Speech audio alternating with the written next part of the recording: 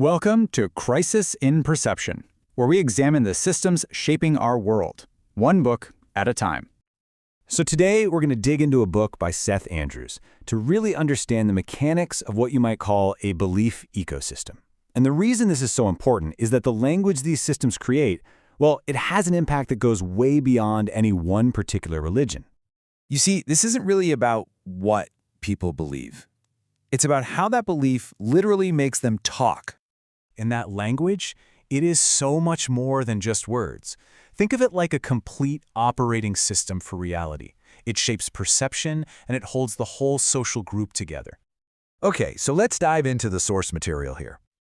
The book comes from Seth Andrews, who was a Christian radio host for decades, and what he's doing is trying to reverse engineer the behaviors and especially the language from his time inside American Christianity. He's trying to get at the system running underneath it all. And he makes this really important point right up front. This analysis isn't about intelligence. It's not about believers being idiots. It's about the very specific learned language that these belief systems produce. So here's the crucial idea. We're not looking at a set of abstract beliefs. We're looking at a belief ecosystem. It's a complex, self-regulating social machine. It's got its own rules, its own language, and all these internal feedback loops that are all designed to keep the system stable and protect its members. So let's get into the core mechanism that really makes this entire system work. The book argues that at the very heart of this system is its specialized language, which acts kind of like a user interface. It's the control panel that programs how members interact with the world and with each other. Andrews has a name for this language, Christianese. He defines it as this collection of shortcuts and insider terms that are meant to sound really profound, but what they really do is create a shared, simplified reality for the group. And just think about a phrase like "bless your heart." Inside this UI, it's not just one thing. It's like a multi-tool. And depending on the context, which insiders just get instantly, it can signal pity, deliver a pretty sharp insult, or offer genuine sympathy. So the big question is, how does this linguistic user interface keep the whole ecosystem so stable?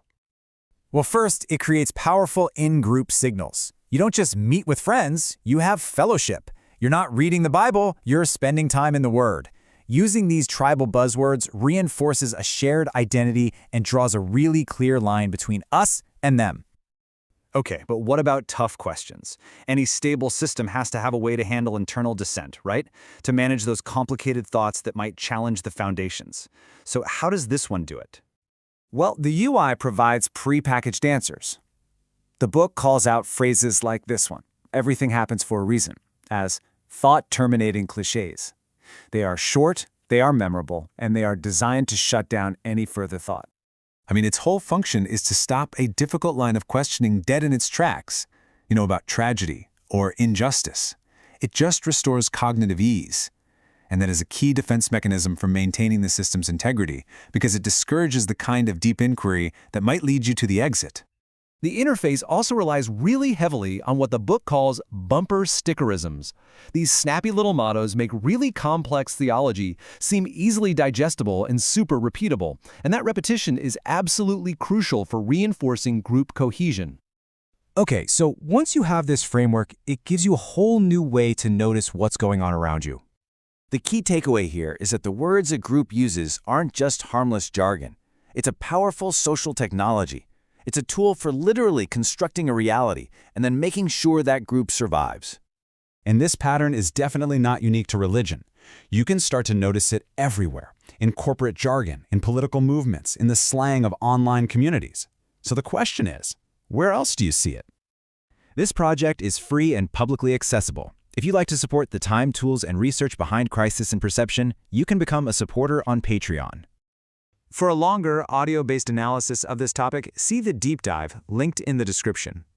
If you enjoy this kind of systems-level analysis, please like, subscribe, and comment with books or topics you'd like us to explore next.